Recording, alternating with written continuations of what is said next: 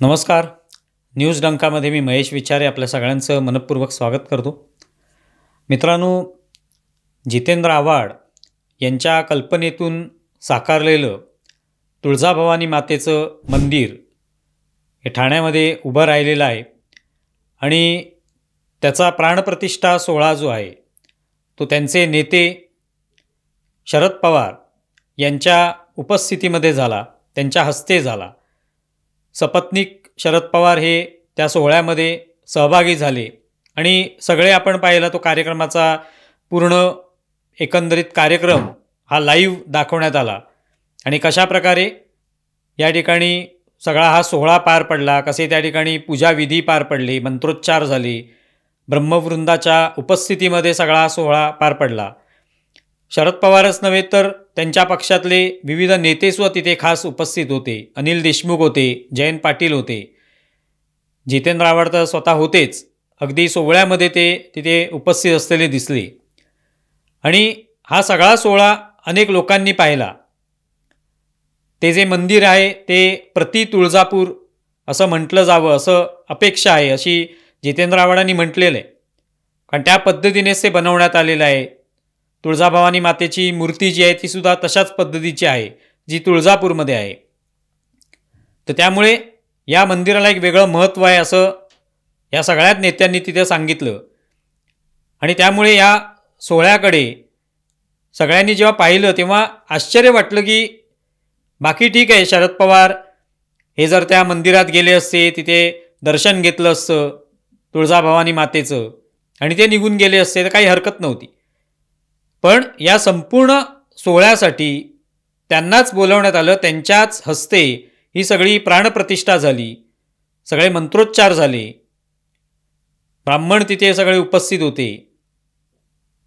त्यावेळेला सगळ्यांना आश्चर्य वाटतं की शरद पवार हे स्वतः म्हणा किंवा त्यांच्या पक्षातले नेते, त्यांचा संपूर्ण पक्ष हा एरवी मात्र शाहू फुले आंबेडकर विचारांचे आम्ही आहोत हे सांगतो आणि ते सांगत असताना आपण हिंदू आहोत हे सांगण्याचं मात्र नेहमीच टाळतो. अनेक लोक आहेत त्यांच्या पक्षातले, हे सातत्याने दाखवण्याचा प्रयत्न करतात की आम्ही हिंदू वगैरे नाही आहोत, आम्ही शाहू फुले आंबेडकर विचारांचे पाईक आहोत. त्यामुळे आम्ही हिंदू धर्माविषयी कधी ते आपुलकीने बोलताना आपल्याला दिसणार नाही, कधी आस्थेने बोलताना दिसणार नाही किंवा अशा कोणत्या कार्यक्रमामध्ये सहभागी होणार नाही. पूजा अर्चांमध्ये ज्याच्यातून ते दिसेल अशा पद्धतीने कधी सहभागी होणार नाहीत. त्यामुळे हीच त्यांची प्रतिमा इतकी वर्ष आपण पाहत आलेलो आहोत.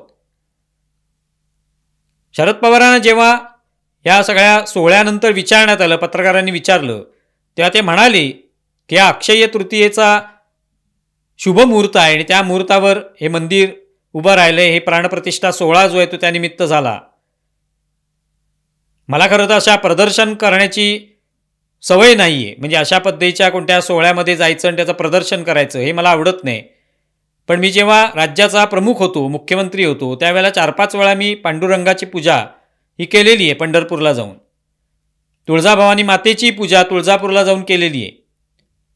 पण मला प्रदर्शन आवडत नाही ही त्यांनी भूमिका व्यक्त केली. आता त्यातून आश्चर्य वाटायला लागतं की प्रदर्शन नकाच मांडू, ते काय मांडण्याची आवश्यकता नाही. पण आपण जिथे जातो तर पंढरपूरला गेलो तिथे पूजा केली, तुळजाभवानी मातेच्या मंदिरात गेलो तिथे पूजा केली, आणखी कुठल्याही मंदिरात जाऊन पूजा केली किंवा दर्शन घेतलं तर ते लपवण्याची आवश्यकता नाही की आपण काहीतरी गुन्हा केलेला आहे, आपण काहीतरी पाप करतो आहोत किंवा आपण काहीतरी असं करतो आहोत की जेणेकरून आपले काही समर्थक जे ते नाराज होतील, ते काय म्हणतील, ते आपल्याला मत देणार नाहीत, आपल्यापासून दुरावतील, तुटतील आपली नाती. ही जी काही भीती असते ती कशासाठी आवश्यक आहे, त्याची काहीच गरज नाही.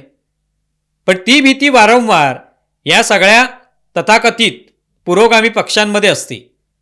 सगळे हे या पक्षांमधले किंवा ही भूमिका असणारे, ही विचारधारा असलेले सगळे लोक आपापल्या घरी सगळ्या प्रकारच्या पूजा करतात, सगळ्या पूजा करतात, सगळ्या देवांना मानतात, सगळ्या देवांपुढे नतमस्तक होतात, नाक घासतात, सगळं करतात, फक्त ते प्रदर्शन मांडत नाहीत असं त्यांचं म्हणणं असतं. आम्ही सगळ्या देवांना मानतो, सगळे सोहळे करतो, ब्राह्मणांना बोलवतो, त्यांच्या उपस्थितीमध्ये सत्यनारायणाची पूजा करतो, पण लोकांना दाखवायचं झालं, मतदारांना दाखवायचं झालं तर मात्र आम्ही हिंदूंवर टीका करतो. जसं सुप्रिया सुळेंनी मागच्या वेळेला तुम्हाला आठवत असेल कुठेतरी सत्यनारायणाची पूजा झाली, त्याला विरोध दर्शवला,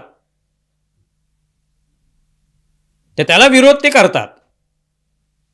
कोणी त्यांच्या उपस्थितीमध्ये हिंदू धर्मावर काही वाईट साईड बोलला, देवी देवतांवर काही वाईट साईड बोलला, तर ते गप्प बसून ऐकतात.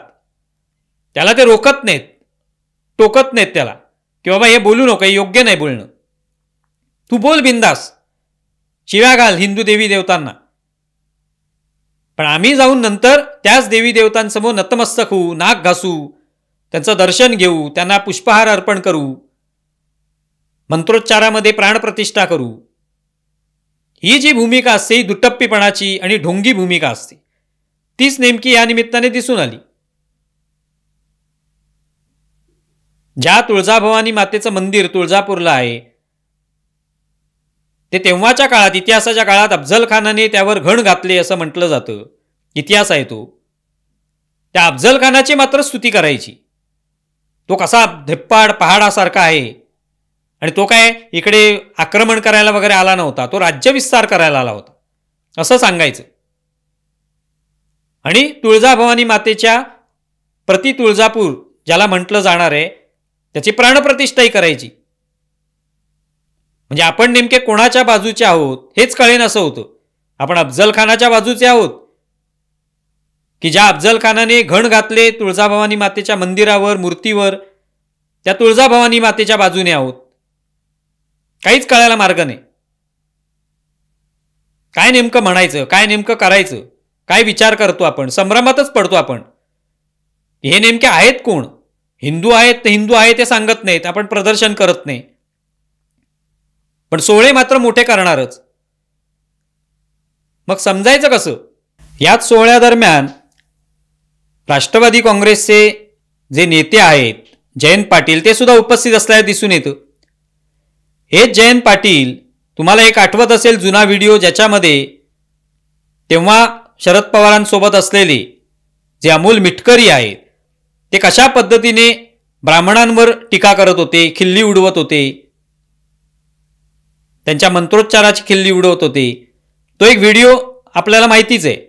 त्यावेळेला हेच जयंत पाटील हे फिदीफिदी हसताना आपण पाहिलेली आहे, ही खिल्ली उडवताना.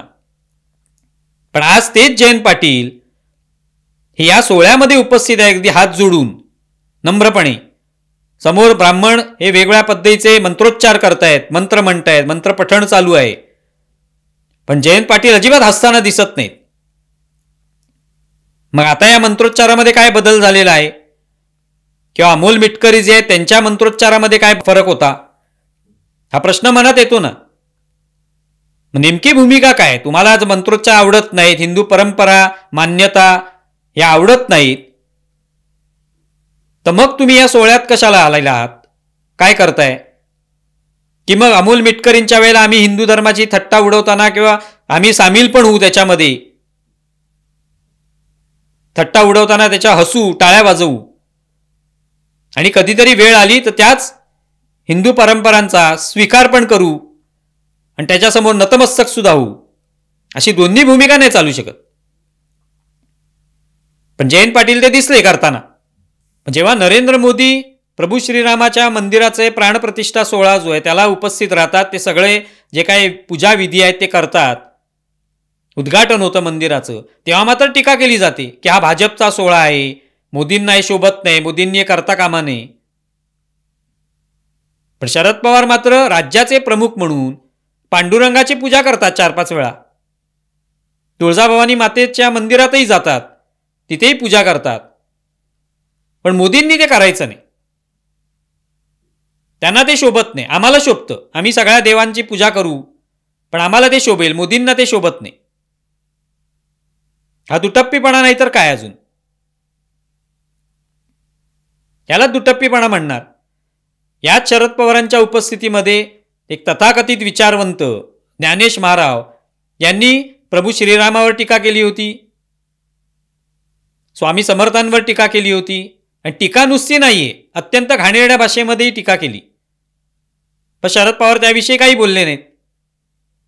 त्या ज्ञानेश महाराजांना कोणीतरी येऊन तिथे दमदाटी केली, त्यावरनं लगेच महाराष्ट्रात रान उठलं की काय बोलायचं नाही का, अभिव्यक्ती स्वातंत्र्य आहे की नाही.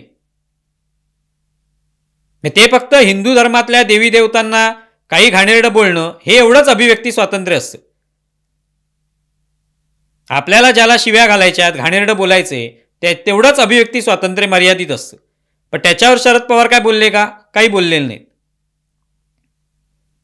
मी आपल्याला हवं तसं आपण हिंदू व्हायचं, कधी हिंदू व्हायचं, कधी हिंदू नाही हवं तसं दाखवायचं, कधी शाहू फुले आंबेडकर यांच्या विचाराचे पायीक आहोत तसं दाखवायचं, मतं मिळवायची, आणि पुन्हा हिंदू धर्माच्या जे काही पूजाच्या असतील किंवा वेगवेगळे सोहळे असतील त्याला उपस्थित पण राहायचं. त्यामुळे हा दुटप्पीपणा याच्यातून दिसून येतो. शरद पवारांनी आत्ता आपण पाहतो अनेक वेळेला सावरकरांवर घाणेरड्या भाषेत टीका होती, शरद पवार काही बोलत नाहीत त्यावर. त्याच शरद पवारांनी स्वातंत्र्यवीर सावरकरांचं स्मारक जे दादरमध्ये आहे त्याचं उद्घाटन ते मुख्यमंत्री असतानाच केलेलं आहे. आणि तेव्हा भलं मोठं भाषण त्यांनी सावरकर कसे महान स्वातंत्र्य सेनानी होते हे सांगण्यासाठी ते भाषण केलं होतं. ते विसरून गेले. आता त्या सावरकरांवर कोणी घाणेरड्या भाषेत टीका करतं तेव्हा शरद पवार त्यावर काहीच बोलत नाहीत. मग काय समजायचं, ते सावरकरांना मानणारे आहेत की मानत नाही आहेत? त्यामुळे हा संभ्रम कायमच शरद पवारांच्या एकूणच राजकीय या वाटचालीत दिसून येतो.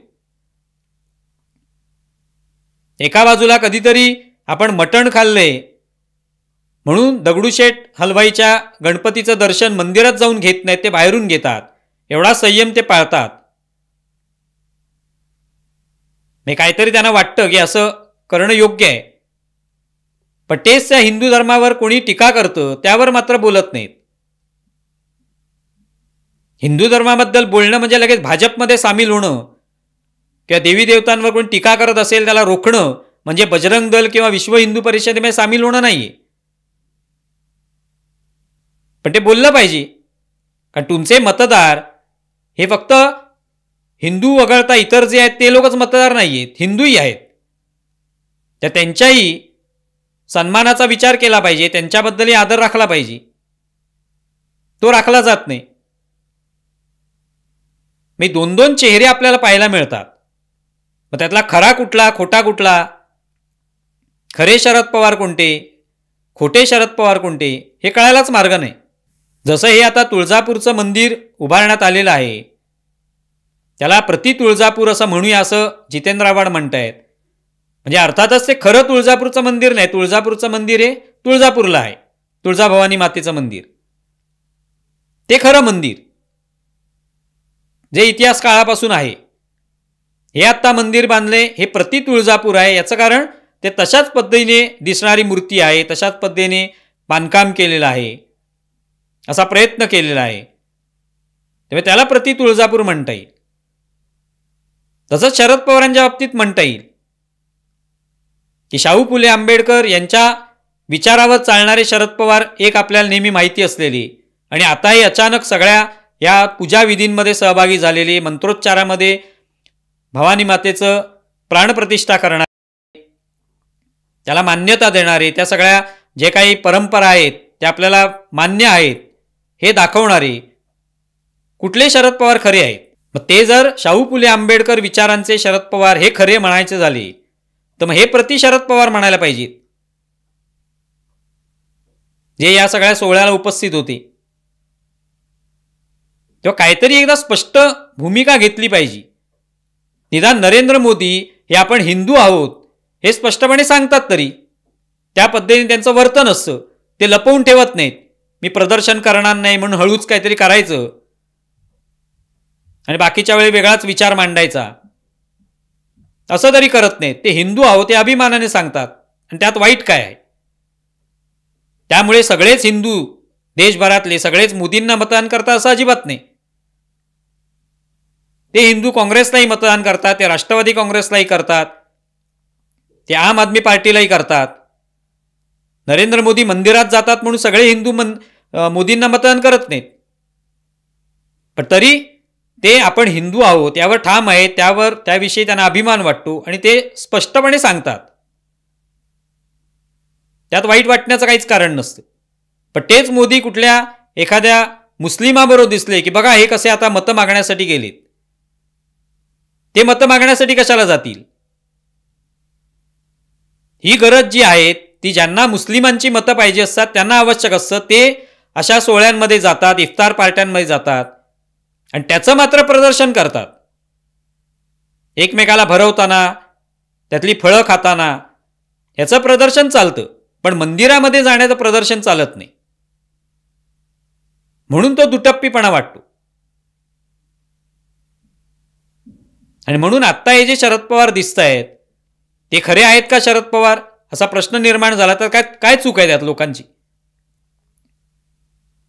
की खरे शरद पवार हे शाहू फुले आंबेडकर हे मांडणारे आणि देवी देवतांवर टीका झाली तरी गप्प बसणारे ते शरद पवार खरे? हा विचार जर मनात येत असेल तर त्यात चूक काहीच नाहीये. त्यामुळे या शरद पवारांना जे आता या प्रति तुळजापूर किंवा तुळजाभवानी मातेच्या मंदिराची प्राणप्रतिष्ठा करायला गेली ते प्रति शरद पवार आहेत असं म्हणावं लागेल. ते खरे शरद पवार नाही आहेत. तुम्हाला या संदर्भात काय वाटतंय जरूर कळवा. आमचा व्हिडिओ जास्तीत जास्त लाईक करा, शेअर करा आणि आमचे यूट्यूब चॅनल सबस्क्राईब करा. धन्यवाद.